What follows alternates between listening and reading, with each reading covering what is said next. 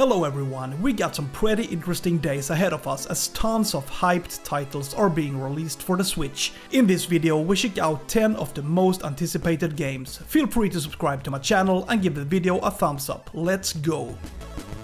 Okay, so let's start with maybe the most obvious choice on this list. Zelda Echoes of Wisdom is visually and stylistically somewhat reminiscent of Link's Awakening, but this game obviously goes in a new direction as we left Link at the bus station and instead let Zelda take the wheel. However, many classic things seem to return in this adventure as we see characters from Gerudo, some Gorons and Deku Scrubs, and we also revisit areas we've seen before. It also seems that Zelda primarily uses a tri-rod as a weapon, instead of a sword, so it will be interesting to see how that will play out. Anyway, this game is obviously hyped to the teeth, and Nintendo are usually pretty good at living up to expectations, so I'm hoping this will be one of the most memorable games for the Switch. However, we have to wait a bit, as the game is released on the 26th of September.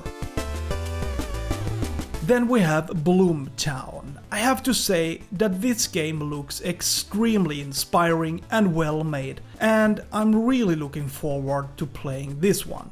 The environments are very detailed and the color choices seem to go well together, but what kind of game is this? It is a story-driven RPG with turn-based battles, and where you can also tame different creatures.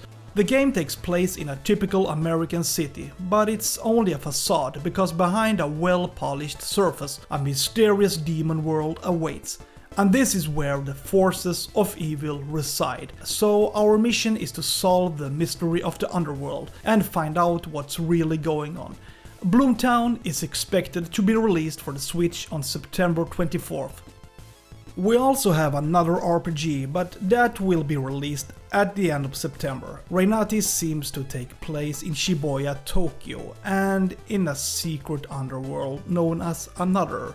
Apparently, you can visit famous landmarks such as Scramble Crossing and Miyashita Park. I think this is pretty cool actually, at least it gives a sense of realism. But despite this is a game that takes great liberties as it contains a lot of magicians and wizards, and magic seems to be the central theme of this creation. Yeah, this seems to be a game with characters with extraordinary abilities. It remains to be seen if this is a game that delivers the best, but I think it looks interesting from what I've seen so far. Furyu and NIS America, who are behind the game, are usually good at delivering high quality titles, so I'm keeping my hopes up. The game is expected to arrive on September 27th. While we are on the topic of RPGs, I might as well introduce another one, WitchSpring R. This game launched back in 2023, but has now been ported to Nintendo Switch. It has received generally positive reviews. This is a story-driven RPG containing elements of collecting, simulation and lots of combat. Apparently you can collect and assemble items. The items can then be used in battle. You can also tame various monsters that can assist you on your journey. But the game seems to be a mix of different styles, as you can also expect world building and being out in the field fighting enemies and bosses. So if you appreciate turn-based RPGs that also seem to have received positive reviews, then maybe WitchSpring R can be a good buy. One game I remember as really challenging was Gimmick for the NES. And now it's got a modernized sequel. Unlike the first game, it seems to be slightly more forgiving as you can choose the difficulty level, but it remains to be seen how difficult it will be this time. However, it seems that much is the same. You still use a star as your main tool, and it's still a two-dimensional platformer with a lot of jumping, so we will see what surprises we're in for this time. I also want to clarify that the green blob is not called Gimmick, it is called Yumetaru. If you're interested in Gimmick 2, you don't have to wait very long as it will be released on September 5th. At the beginning of September, Bakeru will be released to the Switch. Just like REYNATIS, the action takes place in Japan, but this time it seems that large parts of Japan are used as you play through several prefectures. In this action game, you have to take on the Oracle Saitaro and his troops. You have various attacks at your disposal, such as a powerful AoE ability that damages all nearby enemies. But you can also perform combinations of attacks. But the game also offers some other things, such as the fact that you can race, so it seems to be a quite multifaceted game. That said, the game will be released in early September and could be a good addition to the collection if you want an action-packed adventure with a Japanese theme. Shadow of the Ninja is making a comeback on Nintendo Switch.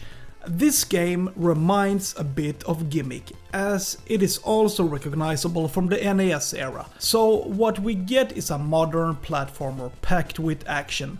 You can actually download a demo in the eShop if you want to try it yourself. In this game you fight a horde of enemies and you usually use your katana, but you can also find useful power-ups and use other weapons.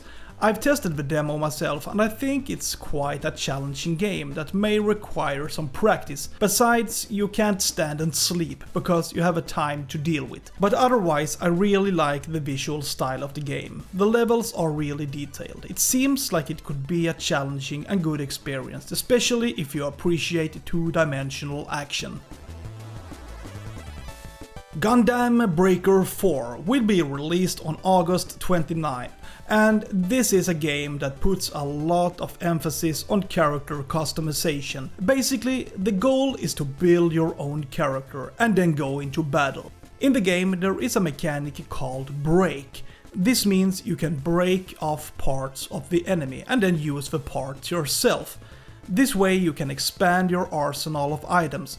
But there's also a plethora of different kits to use, so it's quite a comprehensive customization system with a lot of options. You can also try many different missions or battle online, so if you like customizing and fighting, then Gundam Breaker 4 can be a good option. I would also like to add that there is a deluxe variant. It is much more expensive, but seems to have a bit more content. I think the deluxe version gives you a few extra missions and more room for customization.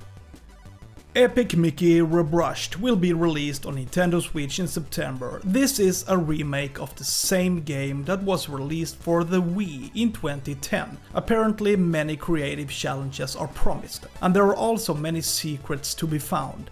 Additionally, the game is said to have a high replay value with many different endings. Basically, I think this remake looks impressively beautiful visually. The question is whether the Switch can handle such an ambitious project. We will simply have to wait and see.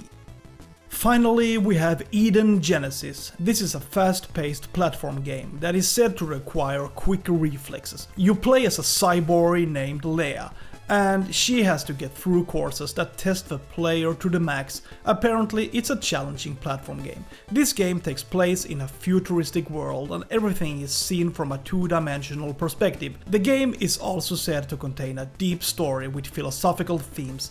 Eden Genesis is released for Nintendo Switch on September 12th. So, there we had 10 of the absolute biggest titles being released for the Nintendo Switch this fall. Feel free to write in the comments below if you feel that there is any game that's missing. And please subscribe to my channel and give the video a thumbs up. Have a great day. See ya!